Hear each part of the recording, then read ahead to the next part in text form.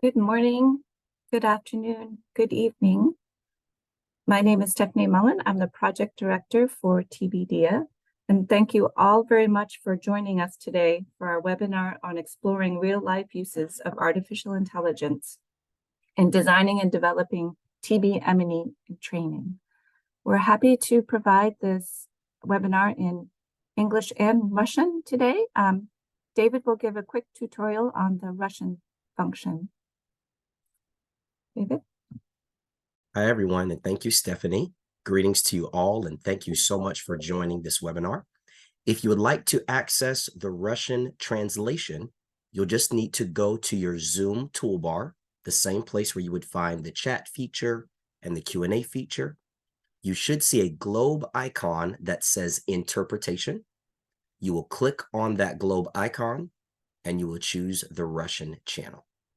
Again, the interpretation feature is in the toolbar at the bottom of your Zoom screen. You'll click on the globe and then the Russian channel. Thank you. Thank you, David. And again, welcome everyone to our webinar. Can I have the next slide, please? So just a quick summary in case you are new to our project. TB is a global 5-year cooperative agreement, one of the first projects funded by USAID to support their global accelerator to end tuberculosis in 2018. It's an associate award under the Measure Evaluation Project. Measure was a 20-plus year project to strengthen health information systems, including TB. TBD's overall strategic objective is to ensure demand, analysis, and use of TB data to inform national TB programs and USAID interventions and policies. Next slide, please. TBD has 3 result areas that are intrinsically linked.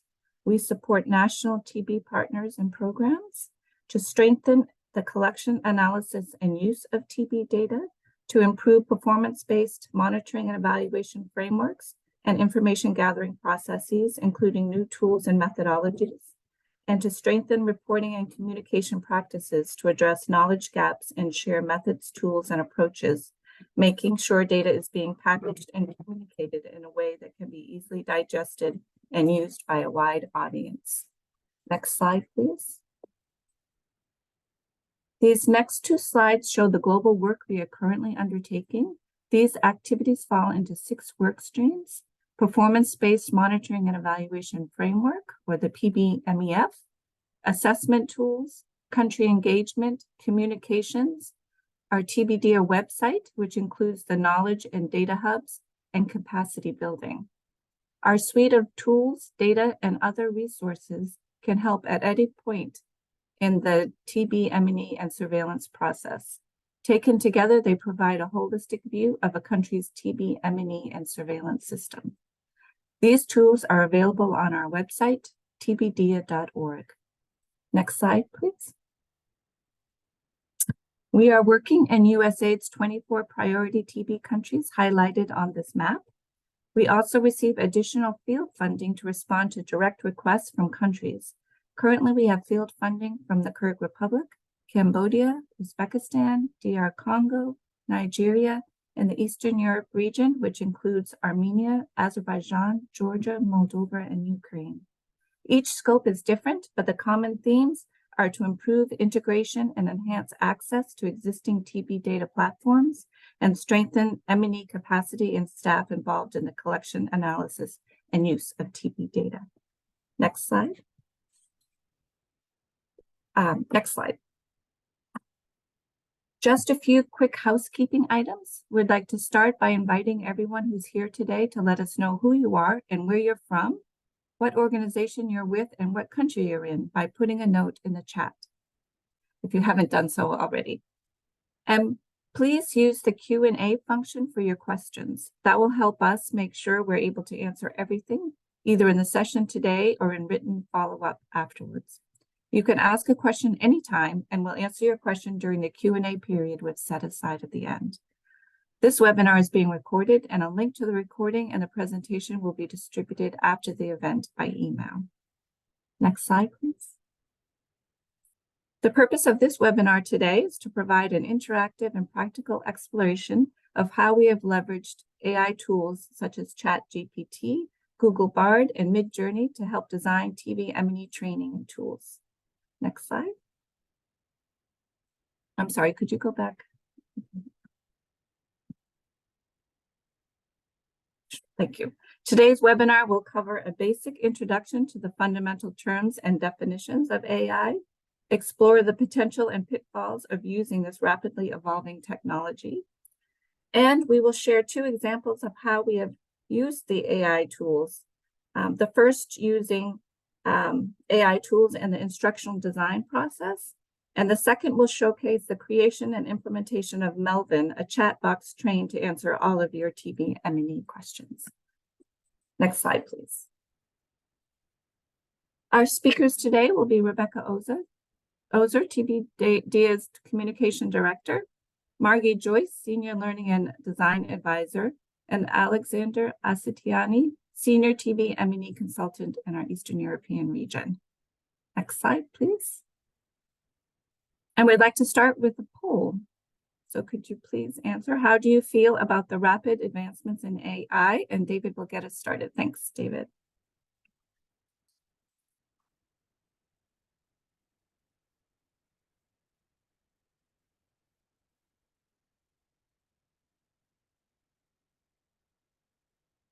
And once you've completed the poll, I'll pass it over to Rebecca.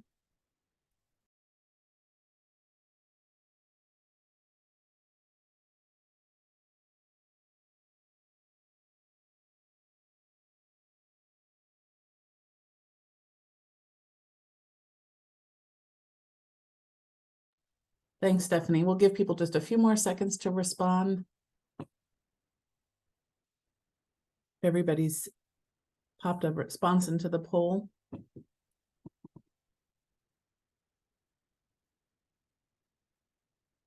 I think, David, let's take a look and see how people are feeling. Can everybody see that result? Lots of interest in AI, which makes sense since you're here. Not too much concern, which is great. Sometimes people are not, there's a lot of uncertainty around it, I think. And so sometimes that causes concern, but it looks like this group is mostly optimistic, excited, and interested, which is great. Next slide, please. So I'm Rebecca Ozer. As Stephanie said, I'm the TB DIAH Communications Director. And I just wanted to start by making sure that everybody was aware of how much AI is already deeply entwined in every aspect of our lives. You can put other examples in the chat as I'm going, but just a few of them include the way Netflix is personalizing what to watch next, Amazon making personalized product recommendations, Meta, which owns Facebook and Instagram, uses AI to rank content and the advertising that pops up in your stories and news feeds. Google Translate is using AI. Apple and Android autocomplete on our phones and in emails, and the face recognition you use every time you open your phone. So AI is already all around us and growing every day. Next slide, please. According to the CEO of Google, whose name is Sundar Pichai, AI will bring about a more profound shift in human life than electricity or Promethean fire. That's a pretty big statement, but it's great that you're here today to talk about how to take advantage of how all that potential can help in your work. Next slide, please. So I'm going to take just a few minutes up front to define some of the terms that we're going to be using in our presentation today. It can be a lot to take in, so we'll put these definitions in the chat for you to refer to as we go if you need them. And then we'll also, of course, share these slides after the webinar for future reference. So what exactly is AI? AI, or artificial intelligence, is the overarching catch-all phrase for computer software that mimics the way that humans think in order to perform complex tasks, such as analyzing, reasoning, and learning. Machine learning is just a type of AI that uses algorithms trained on data to produce models that can perform those complex tasks. Today, most AI is performed using machine learning, so the two terms are often used together. but AI actually refers to the general concept of creating human-like cognition using computer software and systems, while machine learning refers to only one way of doing that. Deep learning is a type of machine learning that uses a specific type of algorithm called an artificial neural network.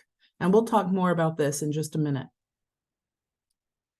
Generative AI is a type of deep learning that can produce new content like text, images, videos, audio, and synthetic data.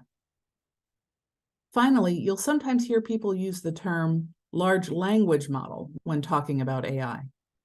Large language models, or LLMs, are a type of artificial neural network trained on massive amounts of text data. Next slide, please.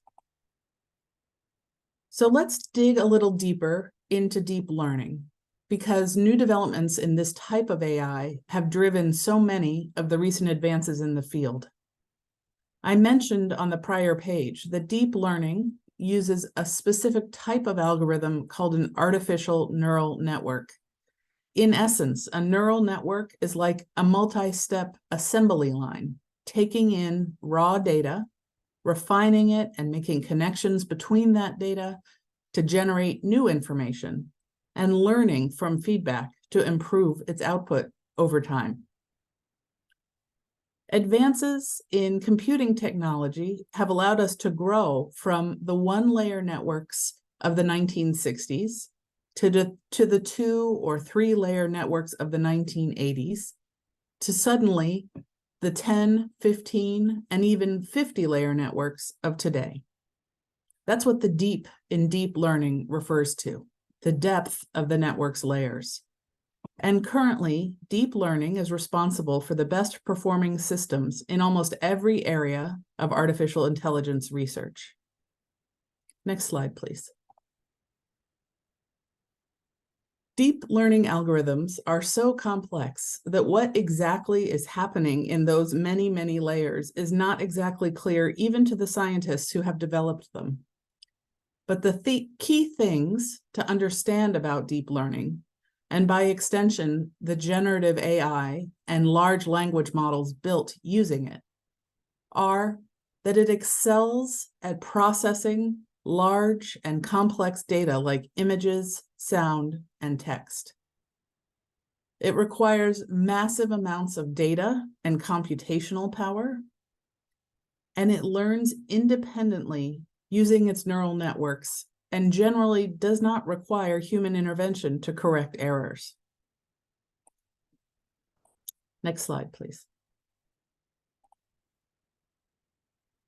So frequently when you hear people mention AI today, they'll talk about Gen AI or generative AI.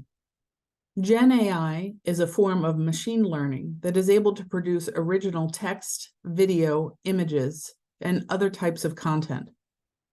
ChatGPT, Bard, and DALL-E are examples of generative AI applications that produce text or images based on prompts or dialogues from a user. Next slide, please. Finally, we've drilled down to talk about large language models, or LLMs. ChatGPT and Bard are 2 LLMs you may be familiar with. LLMs are a specific application of generative AI that relies on processes that give computers the ability to understand, mimic, and manipulate human language. Remember that the generative in generative AI means that the technology is generating original responses to external prompts. So when you ask an LLM, like ChatGPT, a question, it's answering you using its neural networks just like a human would, pulling on the information it has access to understand and respond to your question.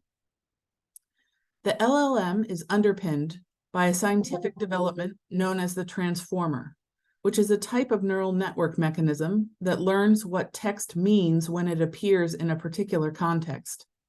The GPT in ChatGPT stands for Generative Pre-trained Transformers, and Bill Gates is a big fan. Next slide, please. AI and all this talk about AI might seem like it's come out of nowhere, but it's only the recent development in a long history of important breakthroughs in the creativity, complexity, and capacity of technology. The excitement around AI now is a result of the advancements that have been made possible by big increases in the computational power of computers and increased data availability from the advent of the internet and user-generated data that we all give to Amazon and social media all day long. So now, before I hand it over to my colleague Margie to talk about some ways all of this new potential can be applied to our work in development, let's take another quick poll to see how many of us are already using AI in our work. So the poll question should pop up. Do you use AI tools like ChatGPT in your work? Yes, no, or not sure?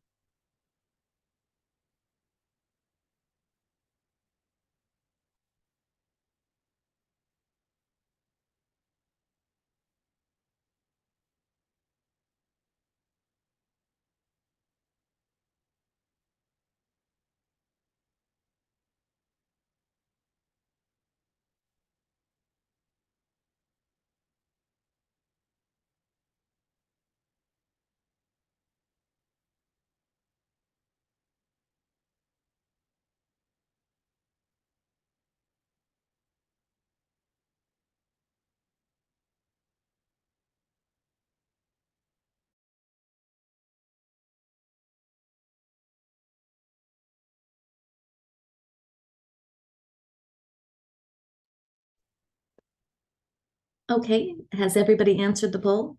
Maybe David, you can show us the results.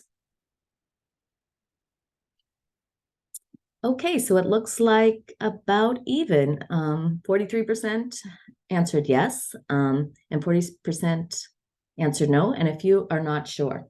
So let's see if we can talk about generative AI in a way that is helpful for our work. So there does seem to be a lot of interest and hype around generative AI, but our question today is, how practical is it for the work that we do? So I'll be discussing my experience using generative AI to help design and develop our TB M&E e-learning course, which is still under development. But hopefully this will give you some insights in how to use generative AI to help you build training materials if you need to, but also recognize some of the limitations and potential risks. So why did I want to use AI to help design our e-learning course? Well, first of all, I was very curious about its potential, but I also wanted to help solve some of our real-world concerns.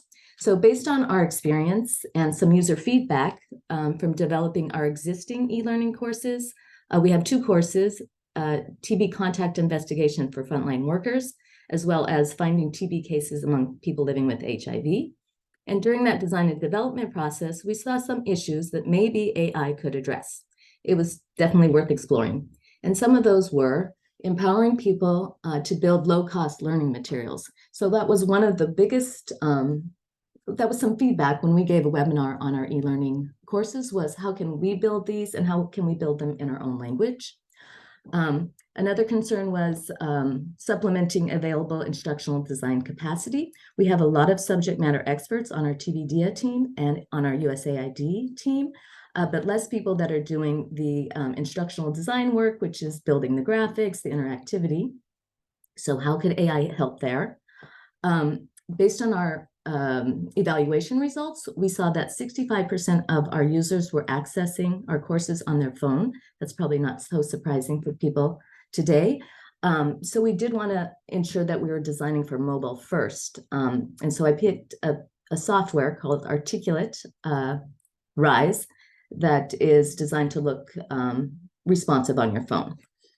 Another concern was balancing this very high demand and honestly high value of translating and narrating our courses, but also the high cost of doing that, both time and money. So could AI help there? If we are producing courses that are in multiple languages, compiling that evaluation data can be time consuming, and especially for an English speaker who doesn't speak Russian or Portuguese or French. In that same vein, also providing tech support to people who do not speak English if our team are only English speakers. And then finally, how could AI help develop some high quality visual designs, interactivity, and videos on a budget? So today I'm going to walk us through some examples of that. And I'm going to show you how I use generative AI to help me in the process. So AI is a research assistant, a user data analyst, a course illustrator, voiceover talent, a translator, and even a JavaScript developer. So here I'm showing you the tools that I used, and I organized it along this ADDIE process. This is just an instructional design process that helps us build courses. The first is to analyze the problem, to analyze the audience, to analyze the task to do your work. And so I investigated using ChatGPT, both the free version and the paid version, Google Bard, which is similar to ChatGPT. But there is a human element in that, and I'll explain that more later. In the design phase, I used Midjourney AI, that is for generating illustrations and photos. PlayHT and 11lab are text to voice, so that was for narration and translation. Adobe Firefly is like Midjourney. If anyone on the call does graphic design, Adobe offers a suite of products like Photoshop, Illustrator. Their Firefly is a brand new product that generates photos and illustrations. And then I'll show you ChatGPT and Hemingway Editor. That's for content development. Development, that bucket is for developing any interactivity. So a programmer might be working in JavaScript or HTML and CSS. I noted before I've used Articulate Rise for our platform. And I'll also show you a video developed by Artflow, which is an AI video producing tool. Finally, in the implementation phase, I just use DeepL. That's very similar to Google Translate. It just happens to translate Portuguese, standard Portuguese, better than Google. And then finally, in the evaluation phase, also using ChatGPT to synthesize feedback. But I will show you all these examples. I just wanted to show you the list of tools used. And I also wanted to show that although the AI helped, a human, myself and others, were instrumental in the process of designing and developing the training. So let's just start out with the analysis phase. So some typical tasks for an instructional designer when we're analyzing the content and what we want to do for the course is to research and read documentation from USAID, from WHO, from TB DIAH, etc. To make sure we speak with subject matter experts. We might want to crosswalk themes across existing courses in TB monitoring and evaluation. We need to synthesize and review long documents. And if it's available, we'd want to compile and synthesize feedback from users in multiple languages. So with the power of using AI as a research assistant, I found that I could get up to speed quite quickly on the terminology and basic facts. There was the potential to synthesize long, complicated documents, but I was a little bit worried about uploading documents to the open ChatGPT because of privacy concerns.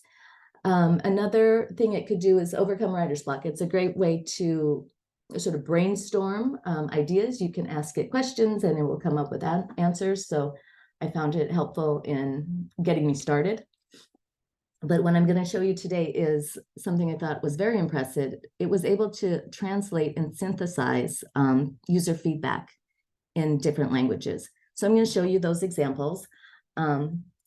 And I'll start with the first one, which is going to ask ChatGPT to give me the knowledge, attitudes, and skills of a TB monitoring and evaluation specialist. So there's my prompt. And this is ChatGPT responding within seconds. So this would help me do audience analysis, maybe write the course objectives and structure the course. but it's not sufficient in itself. Just to give you an idea of what type of response it gives, it's impressive, but it's probably not sufficient in itself. In this, another example, I'm showing you here the screenshot of our TBDIA e-learning website. And you'll see we have 2 courses available now in English, Portuguese, French, and Russian. And every quarter, we provide a report to USAID on user engagement. On the second page of that report, I synthesize all of the responses from our surveys, and those are open-ended questions. And here I'm going to show you how ChatGPT helped me produce those. So here I am in our TBD e-learning site, which runs on a Moodle learning management system, or LMS. And this allows us to track user engagement. So what I'm going to do is look at the evaluation feedback from our Portuguese version of the TBCI for Frontline Workers course. So I'll click on the Portuguese and you'll see this is the course in Portuguese, which is getting a lot of users from Mozambique. I'm going to scroll down to our course evaluation. And here I can click on Analysis, since I'm an administrator, and I can export that to Excel. So I've gone ahead and done that. And so you'll see there's a lot of open-ended feedback answering the question, what did you like most about the course? So I'm going to take that feedback and copy it. And then I'm going to go into ChatGPT and ask, please translate the following feedback into English, then synthesize into 5 themes. So now I'm going to paste all of that feedback into ChatGPT, and you see that I've done that there. It is working on a response. I'll scroll down, and within seconds, it has translated each of these statements into English from the Portuguese. It's doing that extremely quickly. And I think there's about 52 or so responses. So this is helpful for our USAID colleagues to see the raw data translated. But it'll be also very helpful for my report to synthesize that into themes so that we can be tracking the major themes that come up.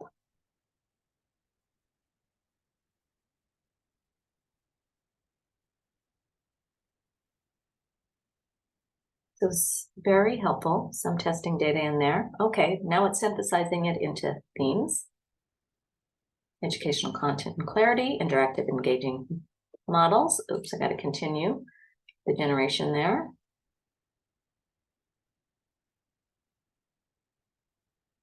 So as you can see, this is quick and efficient, but we'll also need to assess how accurate it is. So in that example, if some of you that are M&E officers may be a bit concerned that I would be copying and pasting from ChatGPT to a report, I would also double check that with a translation and just to make sure that that it is accurate. But this is pretty low stakes. It's all anonymous data, and it's just to give us an idea of how well we're doing in the course.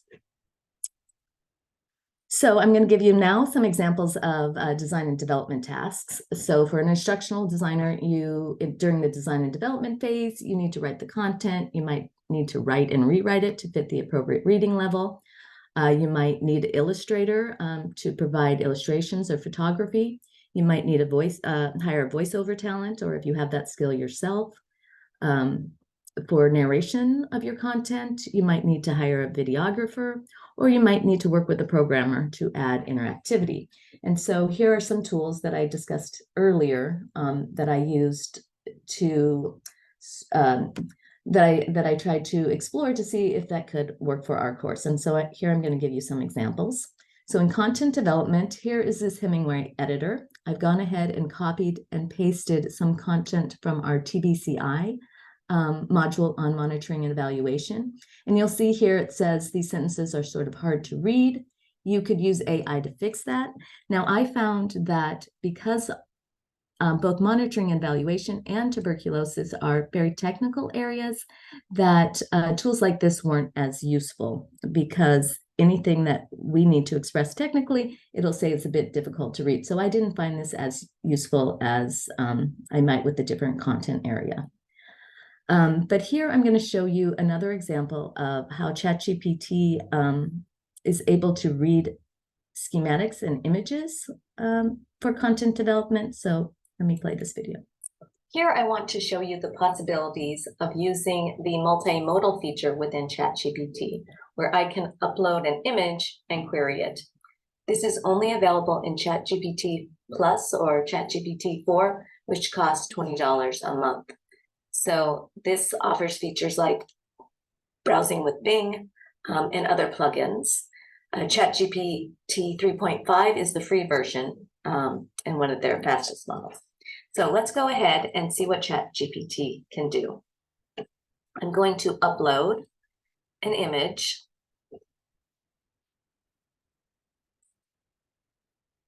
Of our TB patient pathways. It's a draft. I'll go ahead and upload that now.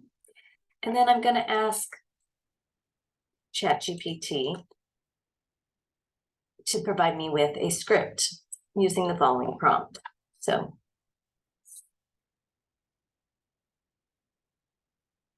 within seconds again, he provides a script. Let's see what it comes up with.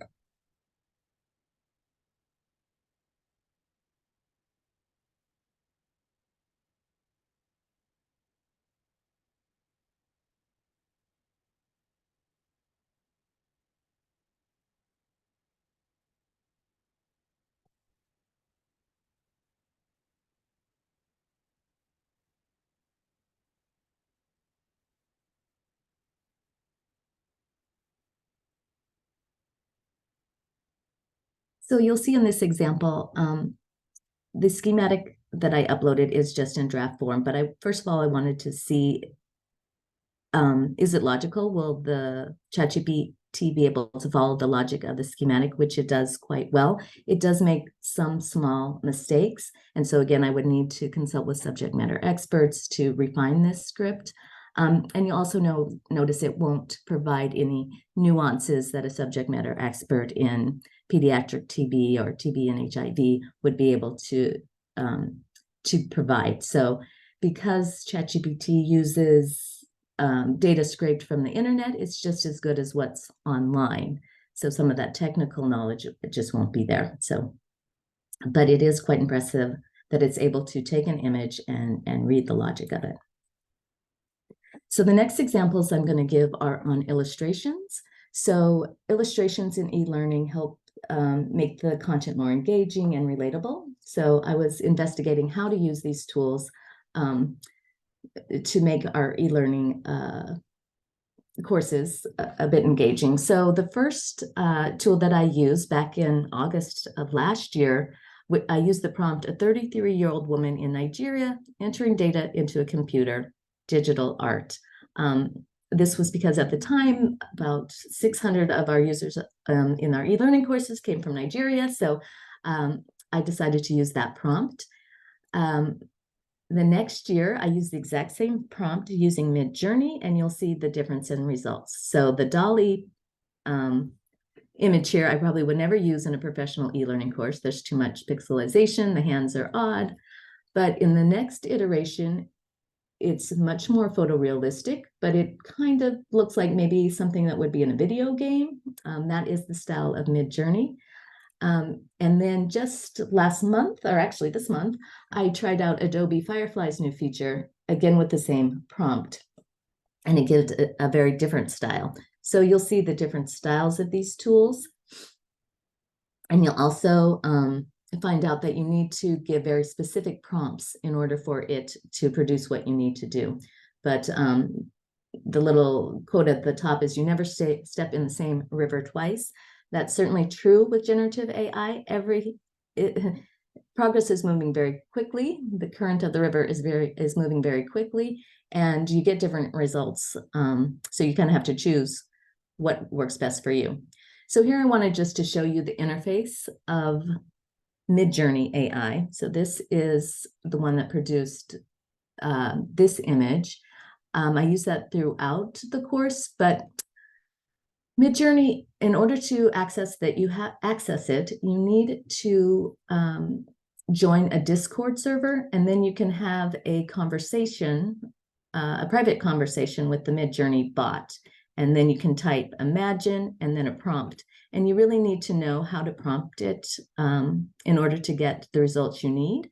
So I noticed in the Adobe Firefly version, they really simplified the user interface for us.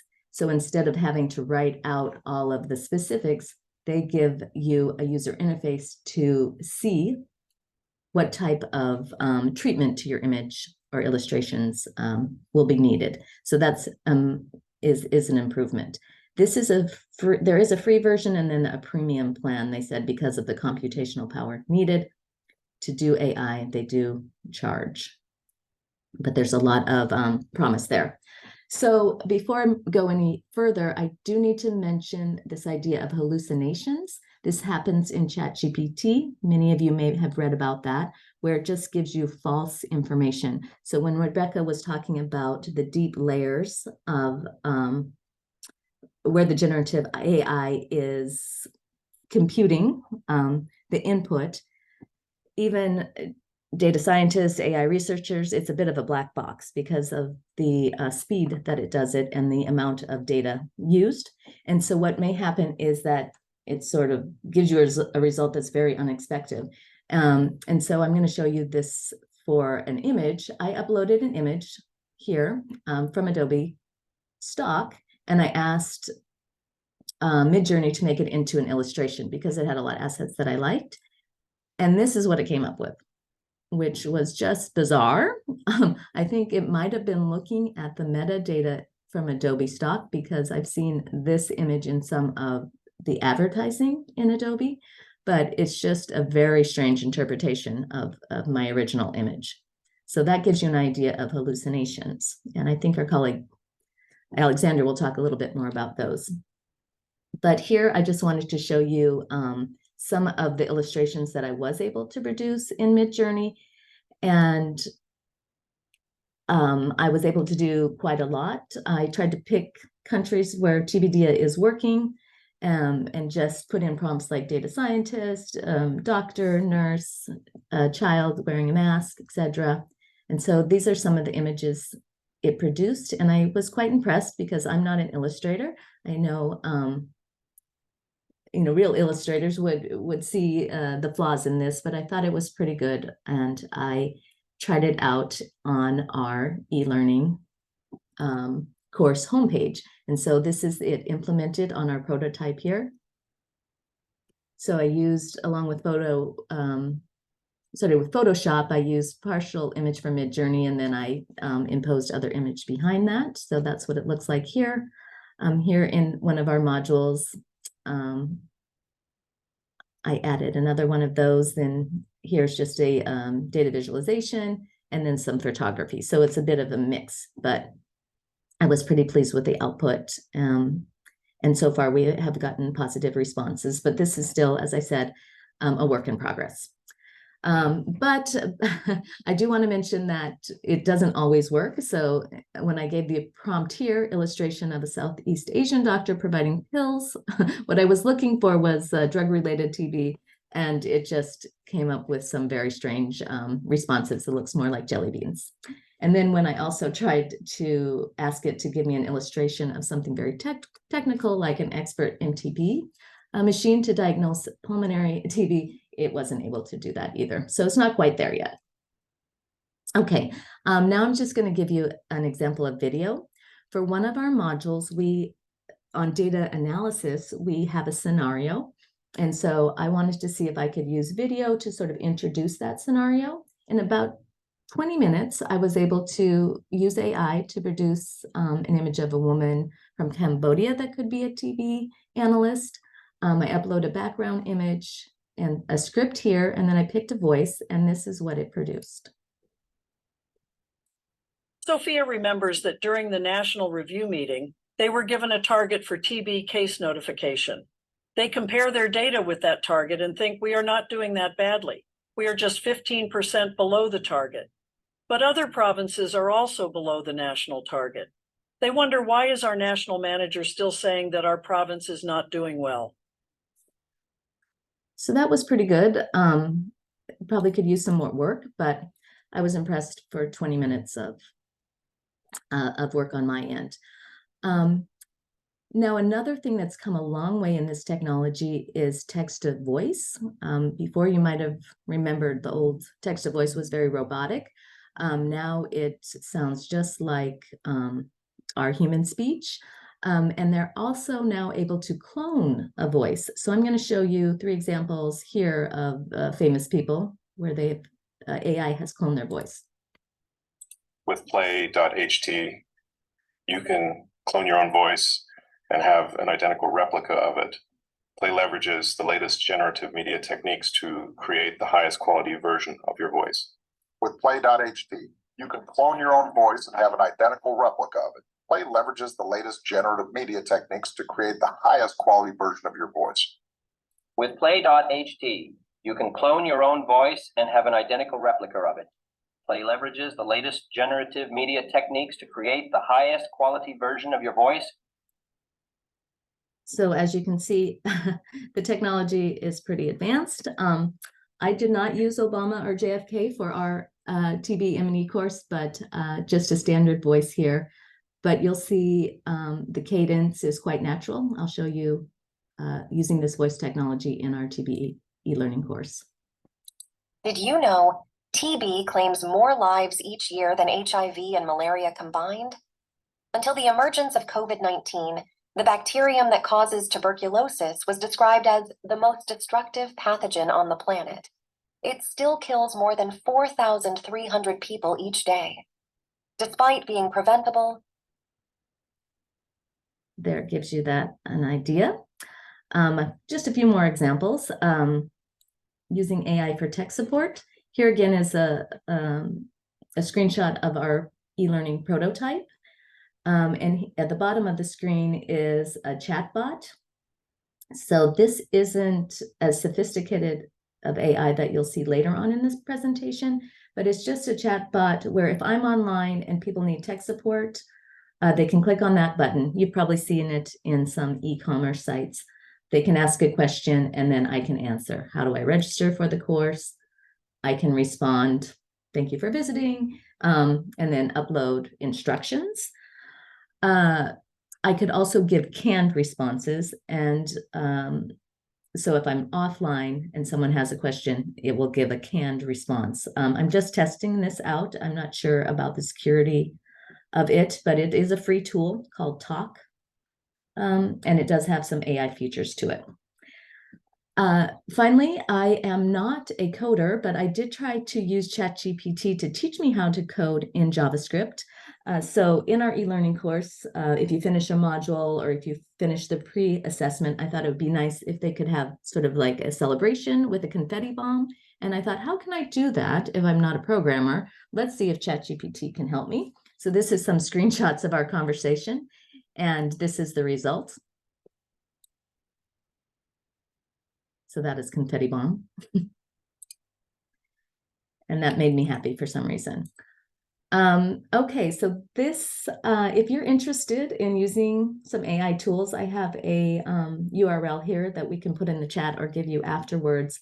There's just a lot of free tools that you can use. Some are hit or miss, but we'll also give you a list of the tools that I used. I just wanted to show you that. Okay, to wrap up, I just wanted to talk about the potential pitfalls of using AI. First of all, it's the hallucinations. It can be unpredictable, and there is a lack of precision, and some of it's responsive. I've been following Gary Markham. He's a cognitive scientist working in AI, and he speaks actually quite critically about the limitations of large language models. He's been working in AI for years, and he says, in some ways, large language models are a profound step backwards as they lack stable models of the world, which means they're poor at planning, unable to reason, reliable, and everything becomes a hit or miss. So you could follow him to gain more insights into his perspective.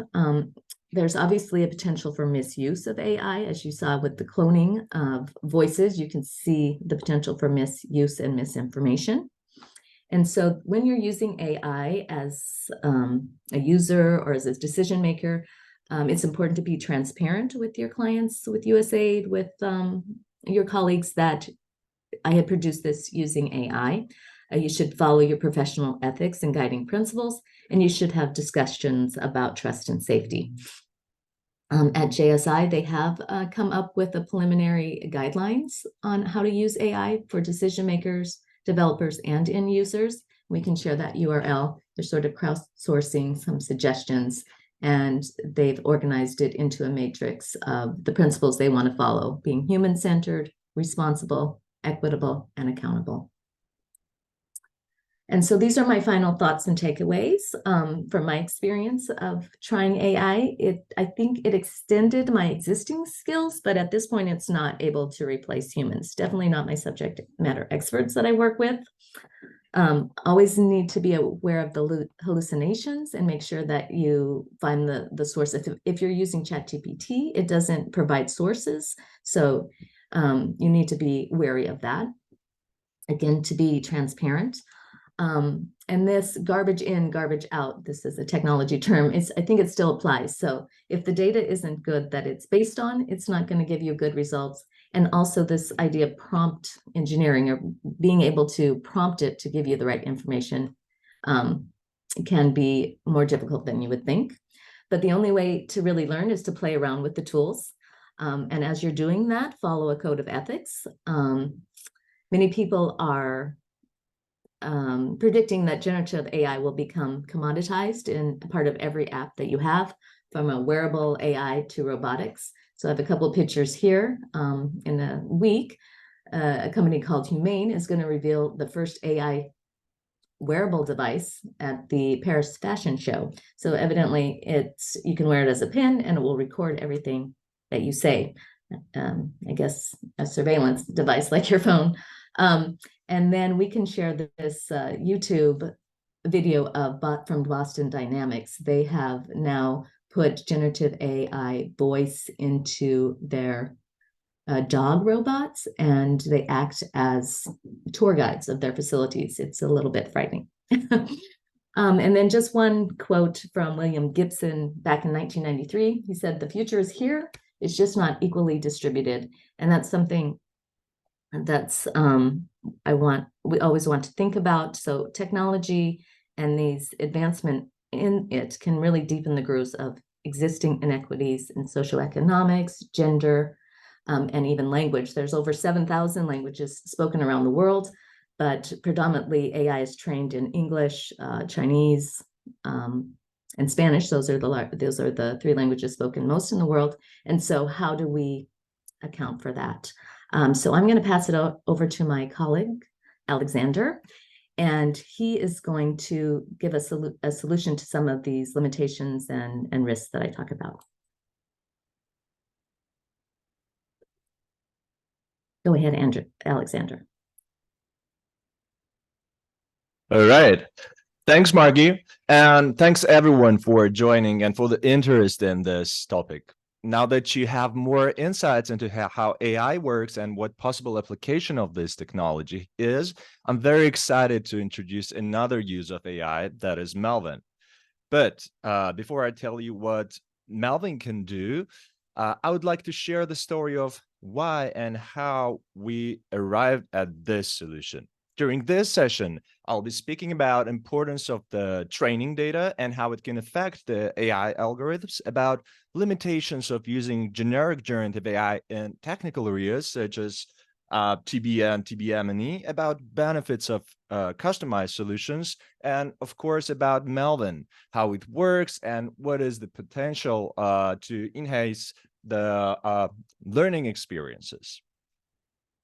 So In order to learn effectively, AI systems require a process known as training. The training process is much like nurturing of a young mind, such as a child learns from experiences and guidance. AI systems learn from large sets of meticulously organized data.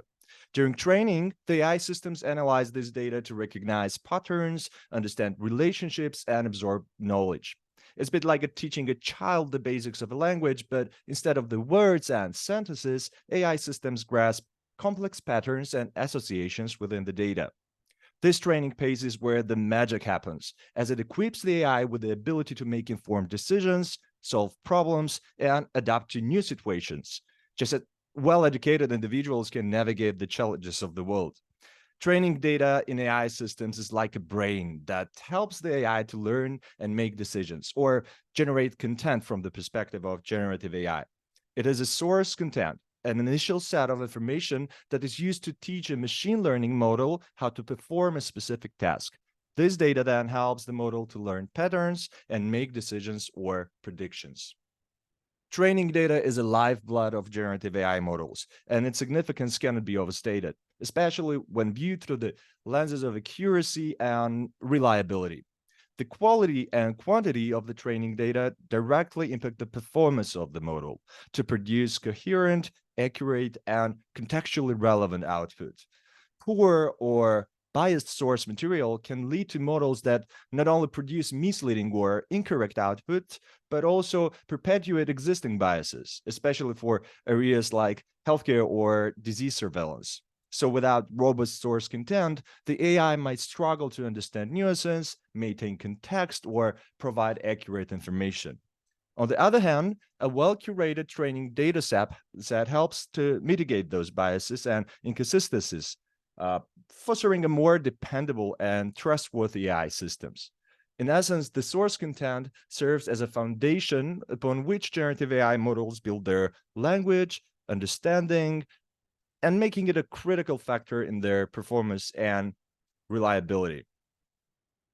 Publicly available generative AI models like GPT, BART, Claude, Perplexity, while they are highly versatile and powerful, they do have some drawbacks when it comes to the technical areas. Public models are pre-trained on a wide range of internet text, but they may lack deep knowledge in specific technical domains. This can result in generated content that lacks accuracy and depth in technical discussions. They often generate text that sounds plausible, but may not provide accurate or in-depth technical information. These models can produce information that is outdated or incorrect, potentially leading to misinformation in technical fields where accuracy is crucial. And while they can understand context to some extent, these models may not fully grasp the intricacies of complex technical discussions, leading to the responses that are not contextually adequate. In highly specialized technical areas, the AI may lack the appropriate jargon or terminology, resulting in less precise or relevant responses. And technical fields often evolve rapidly, with new information and discoveries emerging constantly. Public generative AI models may not be able to keep up with the latest developments, and they may generate outdated or inaccurate information. Those models have limitations in terms of customization. They may not be easily fine-tuned for specific technical applications. And while efforts have been made to make AI models more controllable, there can still be instances where generated content is inappropriate, biased, or even harmful. Given the complexity, it can be challenging to fine-tune these large models for specific technical contexts. While these models can generate content in multiple languages, the frequency and idiomatic accuracy in non-native languages may not be at the same level as in the native one. So the first 3 points relate to training data limitations. These models have been trained on a vast amount of text from the internet, but the quality and reliability of this data can vary. Inaccurate or biased information present in the training data may be perpetuated in generated context. So in summary, while public generative AI models have wide-ranging applications, they come with challenges when used in technical fields where precision, accuracy, and domain-specific knowledge are paramount. Customized or domain-specific AI models may be better suited to address those concerns. Speaking of concerns, Margie already mentioned this concern, and let me expand from the summarization and analysis perspective. So we all seen something that was not really there, like moving shadow or face in the clouds. That's our brain tricking us. Surprisingly, AI can experience similar hallucinations. Simply put, they occur when artificial intelligence model generates output that is not based on the input that it was given. And the term hallucination is used to draw parallels between this unexpected AI outputs and the human experience of perceiving things that are not actually present in reality. Hallucinations in AI are especially of concern in critical applications where reliability is paramount. For instance, in medical imaging, a model that hallucinates a tumor where none exists could lead to severe consequences. OpenAI, leading artificial intelligence research organization, right? And other developers are actively pursuing methods to combat AI hallucinations. And this has become an increasingly urgent issue as AI-powered systems become more widespread in both public and commercial settings. So hallucinations can affect users in various ways. Misinformation. Users may receive incorrect or nonsensical content, which can lead to misunderstandings or the spread of false information. Decision-making. Hallucinations can result in faulty data or conclusions that influence users' decision-making process. This can be really problematic in areas such as healthcare, security, and more. Frequent hallucinations may cause users to lose trust in the AI technology, doubting accuracy or usefulness, and of course, ethical concerns. They can generate inappropriate, biased, or even offensive content, raising ethical concerns and impacting users' perception of the technology. There might be a user frustration and confusion, particularly when the outcomes are not as expected or they are not useful. And dealing with those hallucinations may require users to dedicate additional time and resources to correct the issues or verify the information. And in some cases, AI hallucinations can even lead to legal consequences, either due to the spread of false information or generation of inappropriate content. So one of the main causes of AI hallucinations is bias. Just like humans, machines can be influenced by certain factors that skew their perception of reality. For example, large language model that has been trained on the data that includes a lot of fake news or misinformation may start to produce the similar content itself. So the main causes of AI hallucinations can be summarized as insufficient or biased training data, overfitting, and ambiguity in input. AI models, they learn from the data that they are trained on, right? So the quality and diversity of the training data play a crucial role in their performance. Insufficient or biased training data can lead AI to hallucinate because model has not been exposed to a wide enough range of examples to accurately generate the new outputs. For instance, a facial recognition system that is trained primarily on images of people from one ethnic group might hallucinate or struggle to accurately recognize individuals from the other ethnic groups. To minimize hallucinations, it's essential to ensure that the training data is both comprehensive and representative of the diverse scenarios that the AI model will encounter. Overfitting occurs when AI model becomes way too specialized in the data set that it was trained on, at the expense of its ability to generalize to the new data. This can happen when the model is overly complex or has been trained for too long on a specific data set. As a result, the model may perform exceptionally well on the training data, but generate hallucinations when faced with unfamiliar inputs. To prevent overfitting, it's important to use techniques such as regularization, early stopping, or cross-validation, but most importantly, to train with more data, which help the model to maintain a balance between fitting the training data and generalizing to new inputs. Ambiguity. Those models rely on clear and unambiguous input data to generate accurate and coherent results. However, when the input provided to the model is unclear, it contains conflicting information, the model may struggle to interpret it correctly, leading to hallucinations.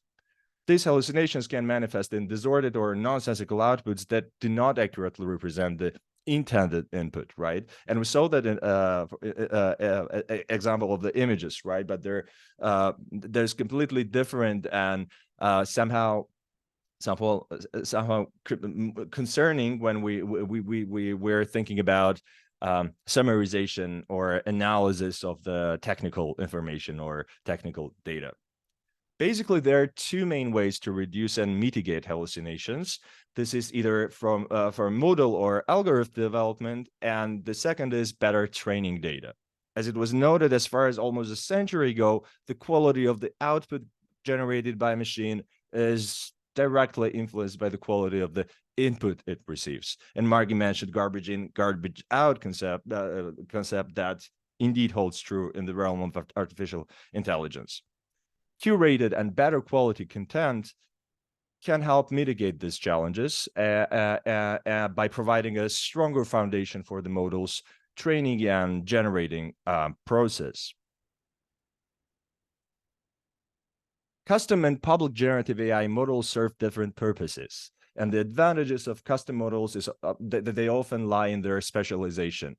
Considering the current AI technology landscape, fine-tuned generative AI solutions based on curated and specialized source content can potentially overcome the challenges faced by generic public models in technical areas such as TB M&E and others, ensuring more accuracy, trustworthiness, and precision.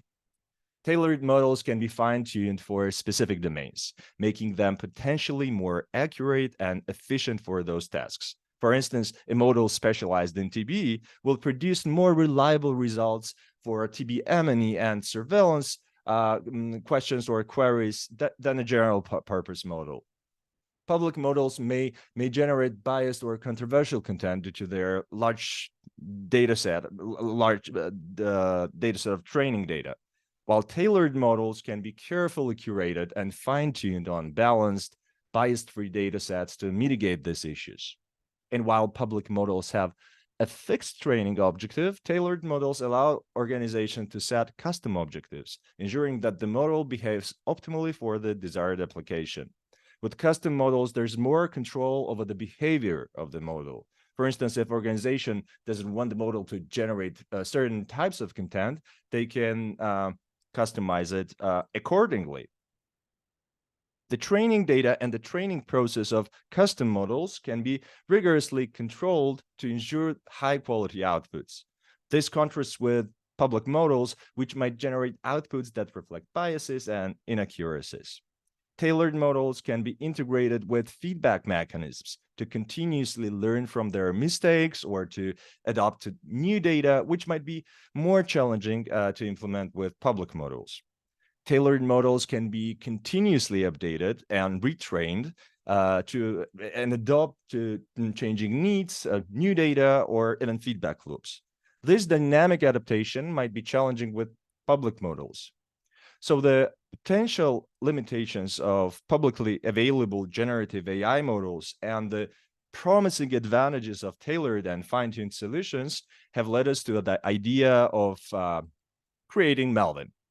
MELVIN, which stands for Monitoring, Evaluation, Learning, Vision, and Information, is a conversational AI chatbot that is aimed at expanding M&E knowledge and enhancing learning experiences in the area of TB.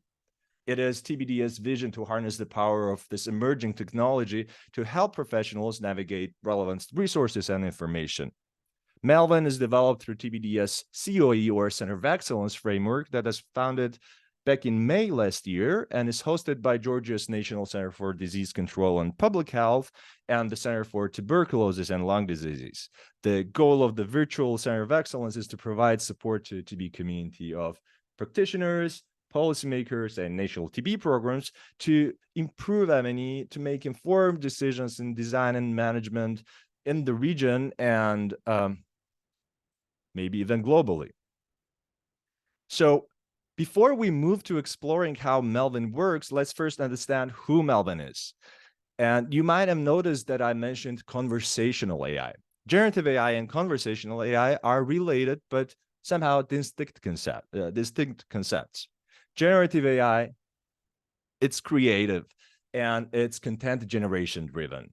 This technique produces fresh content in a record time, which may range from, I don't know, usual text to digital artworks. And development of GPTs and other models has been a trend center in the content creation. Conversational AI, on the other hand, employs NLP, that is natural language processing, and finds applications where human touch is crucial. The best applications of conversational AI are chatbots and virtual assistants. The most popular example would be Amazon's Alexa or Google Assistant. They are efficient at collecting, comprehending, and sharing information just like human virtual assistants do. Rule-based and machine learning-based approaches are or were majorly utilized to build conversational AI systems. In summary, generative AI focuses on generating content, while conversational AI specializes in interactive and context-aware conversations. But this does not exclude their friendship and their partnership. Conversational AI often utilizes generative AI as a component to produce responses during the conversation. Like MELVIN is based on most advanced GPT-4 model. Let me explain more. So the challenge that we face is that we need to look at a lot of sources of information for planning, monitoring, configuring, and managing our tasks.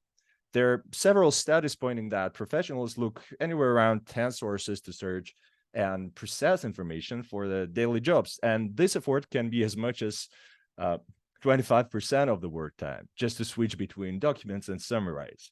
This is where conversational AI like digital assistant or chatbot can be very helpful. It can be connected to various sources, allow professionals to retrieve information simply by expressing their needs in natural language.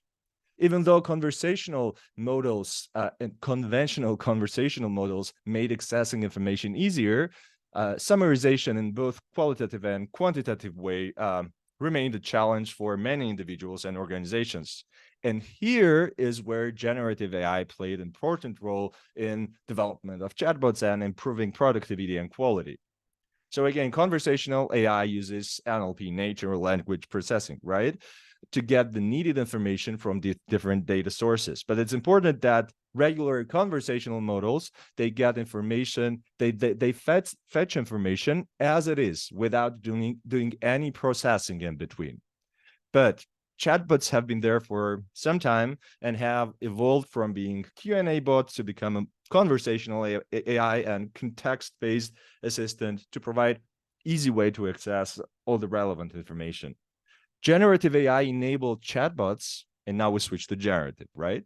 So the generative AI enabled chatbots, on the other hand, are capable of not only processing the intent, that is input prompt or question, if you will, and access multiple data sources. They can convert the information from all these data sources, provide context, but as well as synthesize summary response to user. This not only reduces the effort of gathering information, but also reduces effort in processing all the gathered information and summarizing the needed output. So the key takeaway here, generative AI-enabled chatbots allow much more human-like interactions and can even process complex questions. Conversational models often utilize generative AI systems as a component to produce responses during conversation. MELVIN falls under the second advanced category. It's a conversational model, and it's also using cutting-edge generative AI technology for summarization and context appropriation. So let's see what is the potential for changing the learning experiences. So potential is promising. MELVIN can adapt its responses and recommendations based on the specific needs and preferences of individual users or learners. It can offer personalized learning pathways, suggesting resources and topics that align with each individual's skill level and goals.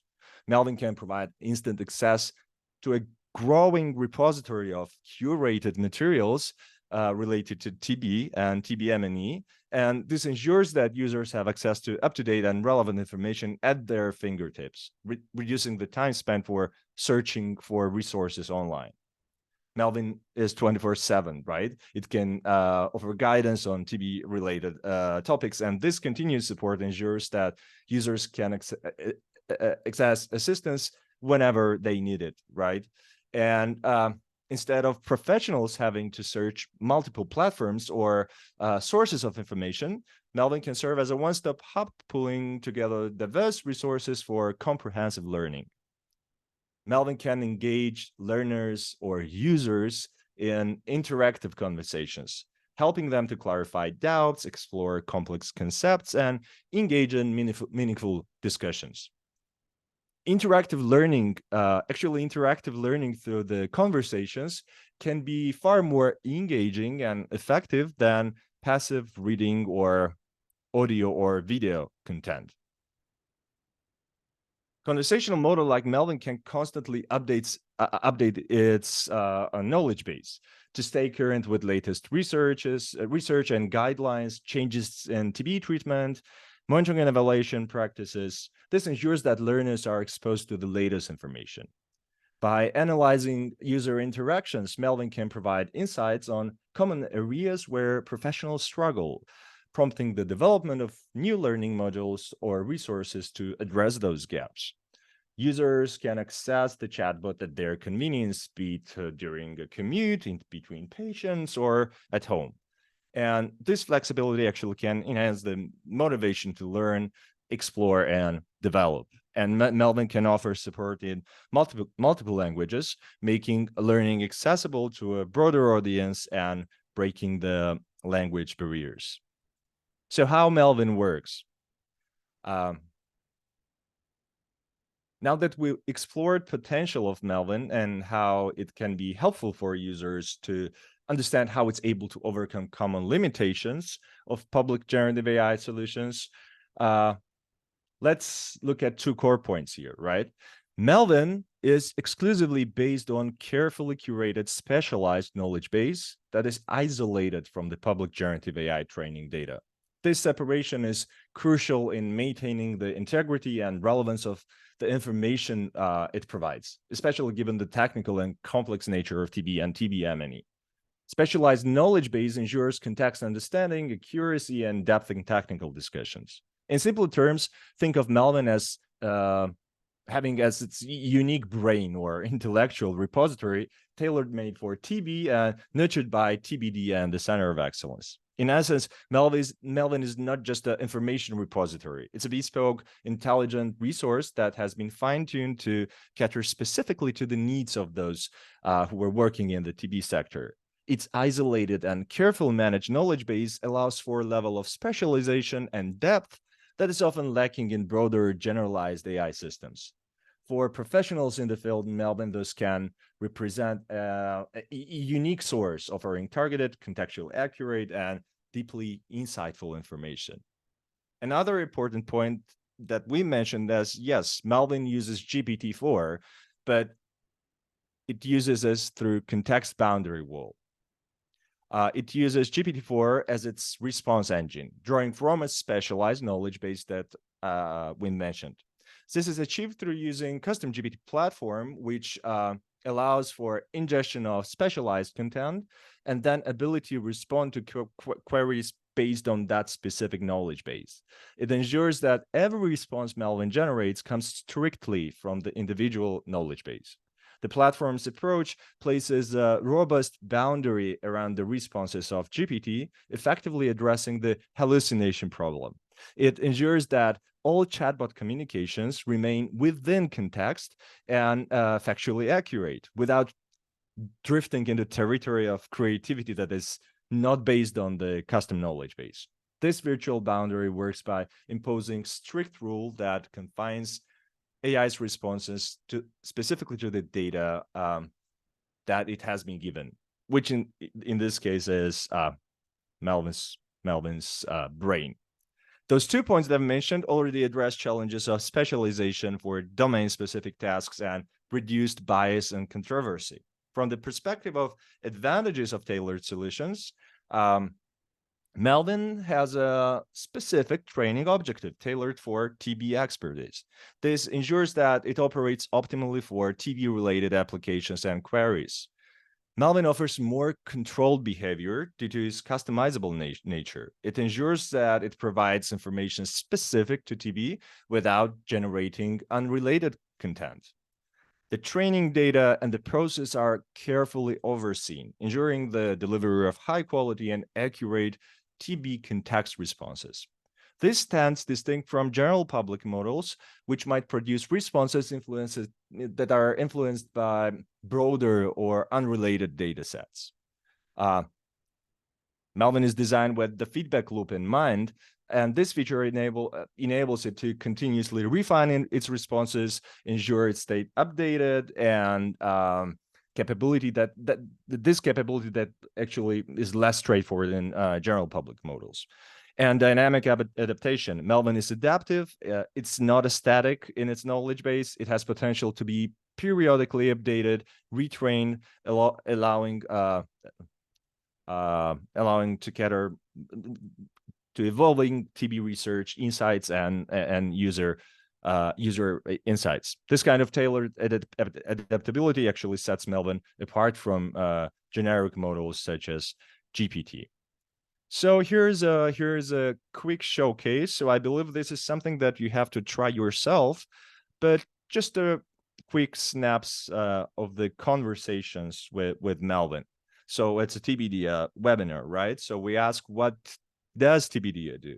And you see that MELVIN instantly generates information related to the context that it has been provided, but importantly also, every time you ask question, it comes up with a follow-up topics that you can explore. You can either copy paste it or just hit the corresponding letter, or you can continue conversation with different topic of interest, right? Yeah, we wanted to know what the USAID's TB efforts in Eastern Europe and in Russia are. And given the context of the conversation, MELVIN responds to that question from the perspective of TBDIA and the support that TBDIA is providing to the region through the Center of Excellence, right? Most of us are, let me check it. Okay. And even with abbreviations, right? And even with specific terminology, what is COE? COE can be anything if you ask ChatGPT or ask Bard, but in this case, every abbreviation or jargon is something that MELVIN knows about. So we are M&E people, so let's see. I hope I'll switch to the next slide. Yeah, what are the key components of M&E plan? And you see that MELVIN, with this question, he or it outlines the key components with quite accurate responses, let's say so. And one of the features that MELVIN has, and it's quite different from most of the public models, is that you can see the source of information. So where did this answer come from? But also you can click the link and get direct instant access to the document. In this case, it was M&E fundamentals course developed by Measure Evaluation. For the key indicators, that MELVIN is PBMEF minded, and he provides answers from the PBMEF perspective, defining core indicators and extended indicators. And speaking of translation, okay, and cascade analysis. This is something that we'll be showcasing during our conferences and the importance of the cascade analysis. And I wanted to check whether MELVIN can discuss also the limitations or some drawbacks or requirements that cascade analysis requires, right? And you see on the screen that it shows only what and where the problems or gaps are, but the cascade data, it doesn't tell us where the gaps exist, right? And also you see the translation capabilities that are quite precise for most of the languages. Also, speaking of adaptability and dynamic adaptation, let me pause it for a second. Yeah, last point that we discussed was dynamic adaptation. So you might be aware that WHO is about to introduce updated definitions. Those two include changes in TB terminology compared to the ones provided in 2013, right? And here you see how it provides information, how the definition of relapse case was changed to recurrent case, and also with explanation why did it happen, also the differences between recurrent case and re-registered case. So you can explore this all online. Just a quick snapshot about the learning models, because MELVIN can generate quizzes on, for this particular example, for systematic screening, providing correct answers and explaining why those answers are correct. So quickly about limitations. Dependency on prompting. The quality of the output can depend on how question or prompt is phrased. Changes in phrasing can lead to varied responses. MELVIN can provide insights based on training, but it can perform advanced data analysis like specialized tools do. For detailed statistical or data tasks, it might not be the optimal choice. MELVIN won't always know the answer, but it actually, admission of this is a sign of its functionality. It refrains from generating arbitrary or hallucinatory responses and varied translation quality, right? Because machine learning excels for well-represented languages, but can be inconsistent for less common languages due to limited size of the training data. So what could be next and what could be future of MELVIN? Further expand and enhance the existing knowledge base using feedback loops to retrain and fine-tune the model. We can think of alter ego for MELVIN that will be focused on scientific literature and research, and integrations with common messaging platforms like WhatsApp or Telegram or Slack or Teams, if you will. And also, I saw that half of the attendees are using GPT, so GPT has its own plugins. MELVIN can be one of the plugins for the GPT platform. So, and with the models like this, future can be unlimited, and there are lots of possibilities. So, to visit MELVIN, you can either visit Center of Excellence webpage that has a huge button that will take you to MELVIN. You can now scan this QR code and go to the website, or you can just go to melvintb.ai, and this will take you to MELVIN's home, let's say so.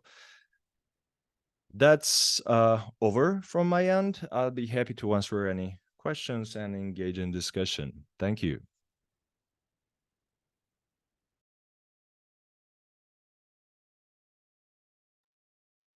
Thanks, Alexander. We have a few questions in the Q&A that we would love for you to address. You're welcome to answer them live if you'd like.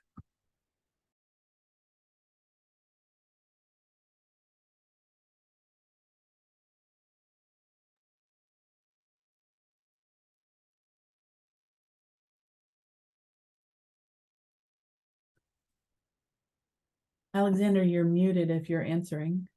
Maybe if it's okay, I'll do.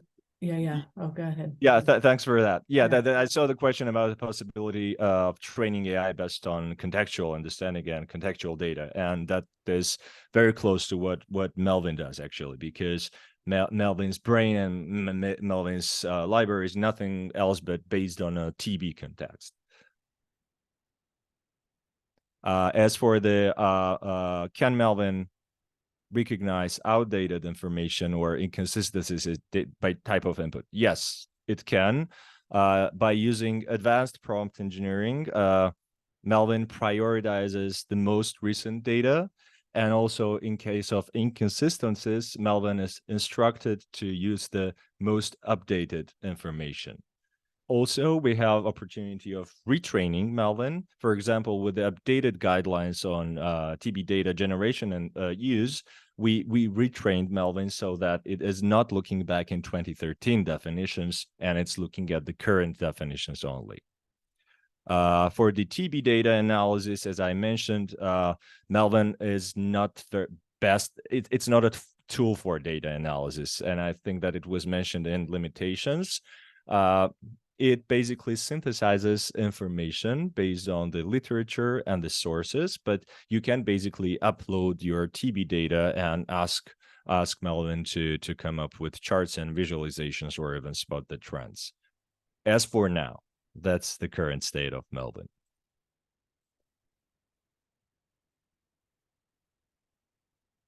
MELVIN is not open sourced. As I mentioned, MELVIN uses custom proprietary platform, custom GPT, but that allows it to have those two core components, right? To have the context boundary wall and also use the personal knowledge base. As for the insufficient or sufficient evidence or learning to answer the question, you can ask MELVIN to. One of my test question is how to convert TB to PDF. So, and you will see what MELVIN will answer. So that's a teaser. There was also a question with ChatGPT in data analysis. Somehow it does. With GPT-4, there is a plugin for advanced data analysis. If you have access to GPT-4, you can try it yourself and play around with it. You can use publicly available global data from Global TB Report, and you can ask GPT to come up with the results based on the provided data dictionary. So they are capabilities, but they are somehow limited at this stage. For advanced data analysis and visualization, it's always recommended and suggested to use dedicated tool.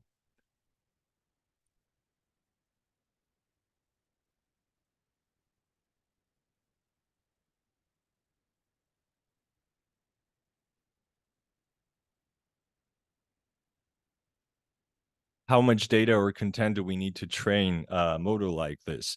Well, a lot, but more than data, it's about prompt engineering because as I said, it uses GPT-4 as an engine, and using GPT-4, you can delve into the advanced prompt engineering and instruct chatbot how to behave even with few documents. But luckily, there is a lot to share around TB. So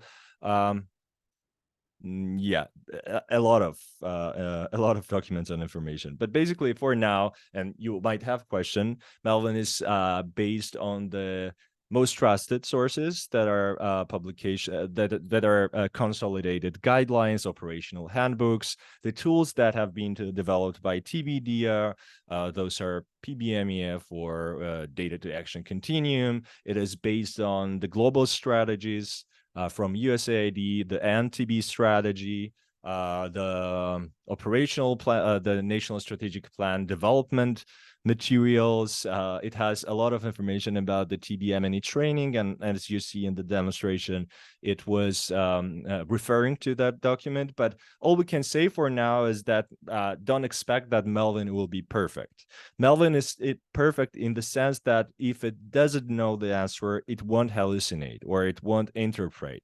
It will just say that as for now, I don't have the answer. So MELVIN is subject to growth and expansion of its knowledge base. And this is something that we are currently working on. And you can always suggest source of information that you think would be beneficial for MELVIN.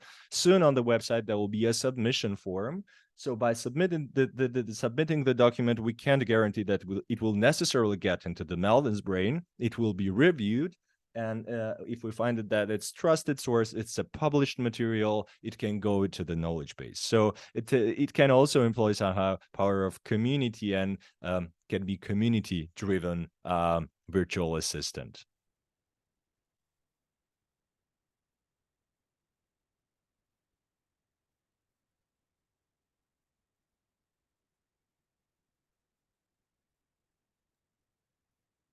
Hey, Alexander, there was one question. There are two questions left. One's from Efeani at the top. Is there a way to evaluate the data that a model has been trained with in order to help with choice? Absolutely, absolutely. So every bit of answer that Melvin provides, it provides direct links to the resources that were used to generate that answer.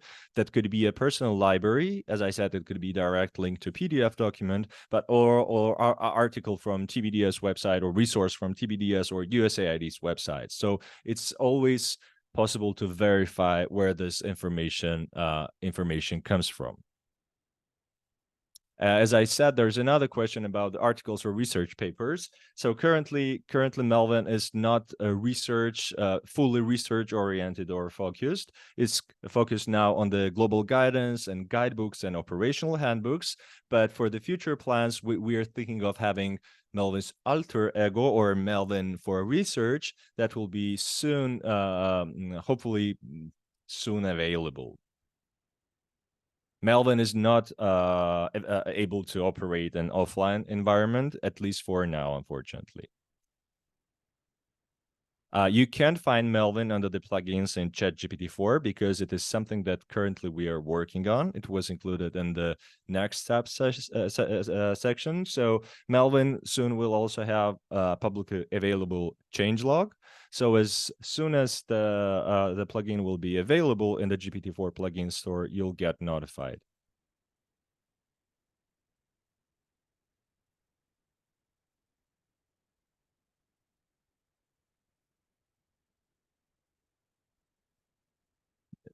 Yeah, about analysis from, give a draft analysis of data from, you can upload a document directly to Melvin because his knowledge base is strictly regulated. But this could be one of the features or extensions in the future.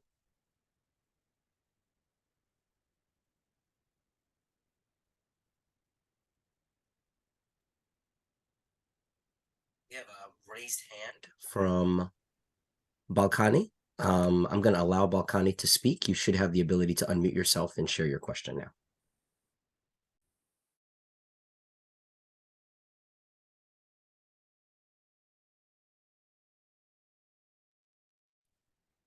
Hello. Hi, please go ahead. You can ask your question.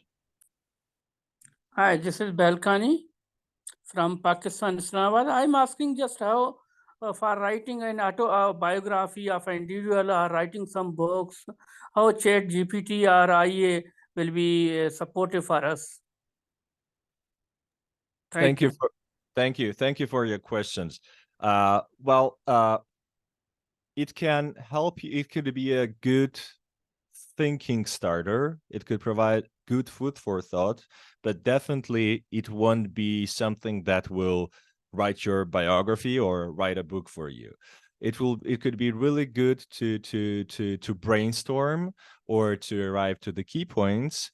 That, by the way, it's better to verify or double and triple check. But again, it's as for now, it's not something that generates a whole new book. So there have been some showcases when models can write songs, they can write up, I don't know, novels or blog posts, but it is not something that is that much advanced now. And there are also a lot of tools that are checkers for GPT checkers or AI checkers that could check for plagiarism or detect whether the paper or the text was written by GPT, because there are already special algorithms to detect this.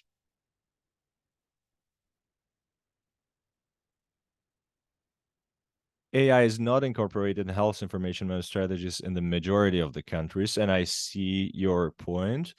That could be it could be very timely to think about incorporating tools like AI in the digital health or e-health strategies. But also, I suggest looking at ethical considerations of using AI. By the way, WHO has recently published very interesting papers and guidelines for this. And also suggestions for regulations of AI. But definitely it's quite a good time to think of integration of this technology in national plans, or at least adding reference for that, because better to do it now than later.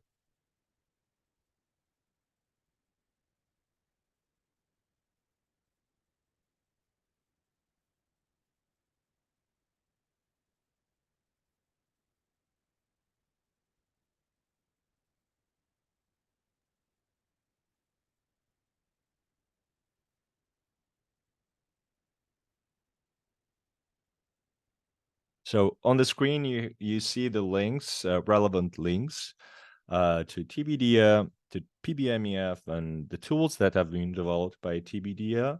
For all of those links have their own the contact information. For MELVIN, there's also a dedicated contact form. Basically, you can send any email.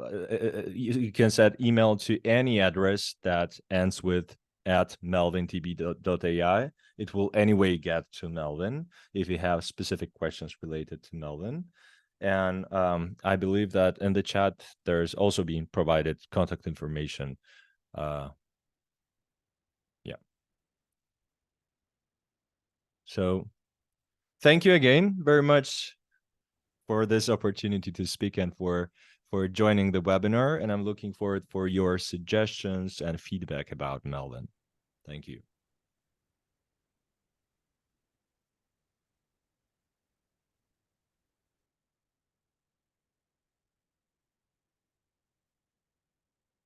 Thanks very much to everyone who joined us today. Really appreciate your thoughtful input and interest. We hope we were able to address the questions, but I see more are coming in. So we've put the link, the email address to contact us is hub@tbdia.org. Please feel free to send us any questions and we'll put you in touch with the right person to answer it. And thanks very much for your interest.